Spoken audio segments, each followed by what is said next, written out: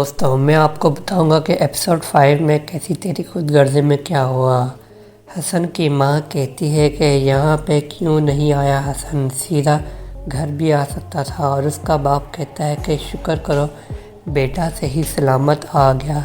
باہر بیل ہوتی ہے اور احسن آتا ہے، سب شکر ادا کرتے ہیں اور احسن مہک کو کہتا ہے کہ سوری مہک، میں تم سے نکاح نہیں کر سکتا، اور کہتا کہ شمشیر ہی تمہارے لیے ٹھیک ہے اور معافی مانگتا ہے۔ اور اس کا باپ کہتا ہے احسن کا کہ تمہارا دماغ تو ٹھیک ہے، اور اس کی ماں کہتی ہے کہ بیٹوں کو مار کے رہو گے کیا۔ شمشیر مہک کو کال کرتا ہے اور کہتا ہے کہ میرے علاوہ تمہارے پاس اور کوئی آپشن نہیں ہے، اور مہک کہتی ہے کہ روز روز مرنے سے اچھا ہے کہ میرا ایک بار گلا دبا دو، اور کہتی ہے مجھے بخش دو۔ اور وہ کہتا ہے کہ تم نہیں بلکہ تم مجھے اپنے آپ کو بخش دو، میرے پاس ہر چیز ہے سوائے تمہارے۔ بابا صاحب کہتے ہیں کہ مجھے لگا تم مجھے اس سے معافی مانگو گے، اور وہ کہتا ہے کہ کس بات کی، اور کہتا ہے کہ اس طرح کی لڑکیوں کو ٹرین کیا جاتا ہے میرزادوں کو پھنسانے کے لیے۔ بابا صاحب کہتے ہیں کہ اس بار تم جس راستے پر چلے ہو اس سے پورے گھر کو نقصان پہنچے گا، اور وہ کہتا ہے کہ میں اس کا ذمہ دار ہوں۔ بابا صاحب کہتے ہیں کہ میں اور تمہارا بھائی بس اسی کام میں لگے کہ تمہاری غلطیاں درست کرتے رہے، اور وہ کہتا ہے کہ میں نہیں چاہتا کوئی میری غلطیاں، وہ کہتے ہیں کہ میں تمہارا کوئی نہیں ہوں بلکہ میں تمہارا باپ ہوں۔ فروہ کہتی ہے کہ ہماری حیثیت دیکھ کر منہ بند ہو جائے گا ان کا، اور اس کا میاں کہتا ہے کہ تمہیں ہی شوق ہے اپنی بہن کی شادی کروانے کا شمشیر سے۔ وہ کہتا ہے کہ تمہاری بہن کو بھی وہی نظر آیا ہے جو اس لڑکی کو اس پہ نظر آیا تھا، وہ نظر آیا تھا سیٹھ دلاور کا نام۔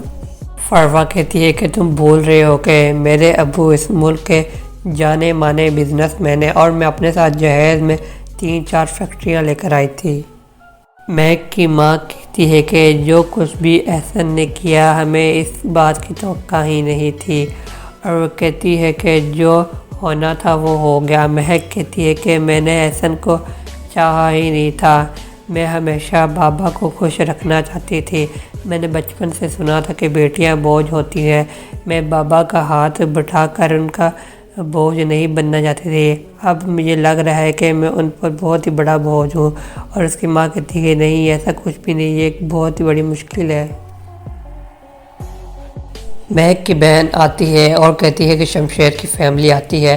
فروہ چیک پکڑاتی ہے ماں کو، اور وہ کہتی ہے یہ کیا ہے، وہ کہتی ہے آپ کو نہیں پتا یہ ایک چیک ہوتا ہے، اور وہ کہتا ہے کہ یہ میں آپ کو اس لیے دے رہی ہوں، آپ کے منہ پہ ماری ہوں تاکہ آپ لوگ پیچھے ہٹ جائے۔ اور وہ بہت ہی بدتمیزی سے بات کرتی ہے فروہ ان کے ماں باپ سے، اور کہتی ہے کہ فروہ کہتی ہے ہم تم جیسے ماں باپ کو جانتے ہیں جو اپنی بیٹی کو استعمال کر کے مستقبل کو سنوارتے ہیں۔ اور فروہ زبان درازی کرتی ہے، اور مہک کو غصہ چڑھ جاتا ہے اور وہ پانی کا گلاس پھینک دیتی ہے اس کے منہ پر، اور وہ کہتی ہے تمہارا دماغ تو ٹھیک ہے، اور وہ کہتی ہے تم لوگ یہاں سے چل جاؤ۔ مہک کہتی ہے ورنہ میں تمہیں گھر سے دھکے مار کے نکالوں گی، اور وہ کہتی ہے میں تم لوگوں کو دیکھ لوں گی اچھی طرح۔ مہک کا باپ کہتا ہے کہ یہ سب کرنے کی کیا ضرورت تھی، ہم ان سے آرام سے بھی بات کر سکتے تھے، اور وہ کہتی ہے کہ ہم کب تک ان سے ڈرتے رہیں گے، میں بھی ان سے آرام سے بات کرنے جاتی تھی پر انہوں نے بھی کرنے نہیں دی۔ فروہ کہتی ہے کہ کال کرے بابا صاحب کو، اور وہ کہتی ہے کہ بابا صاحب نے کچھ نہ کیا تو میں اپنے ابو کو بتاؤں گی، وہ ان کو جیل کی سلاخوں کے پیچھے ڈالوائیں گے۔ فروہ کہتی ہے میں نے بڑی تمیز سے بات کی تھی پر اس لڑکی نے میرے منہ پر گلاس مارا۔ وہاں شمشیر آتا ہے اور کہتے ہیں کہ اسے بیٹھو۔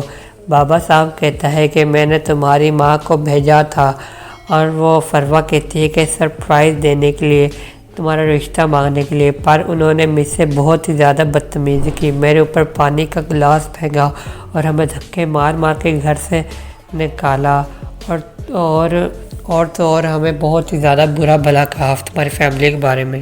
اور وہ خوش ہوتا ہے اور کہتا ہے کہ نہیں مہک لوگ ایسا نہیں کر سکتے، اور اس کی ماں بھی فروہ کا ساتھ دیتی ہے، اور اسے یقین آ جاتا ہے شمشیر ان کی بات پر۔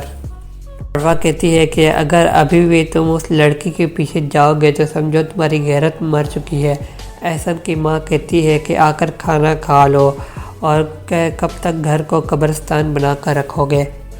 احسن کا ابو ناراض ہو جاتا ہے احسن سے، اور مہک لوگ گھر چھوڑنے کی تیاریاں کر رہے ہوتے ہیں اور چھوڑ کر جا رہے ہوتے ہیں کہ اتنے میں احسن آتا ہے اور وہ اسے کہتا ہے کہ مجھے معاف کر دو، اور وہ کوئی جواب نہیں دیتے اور وہ چلے جاتے ہیں۔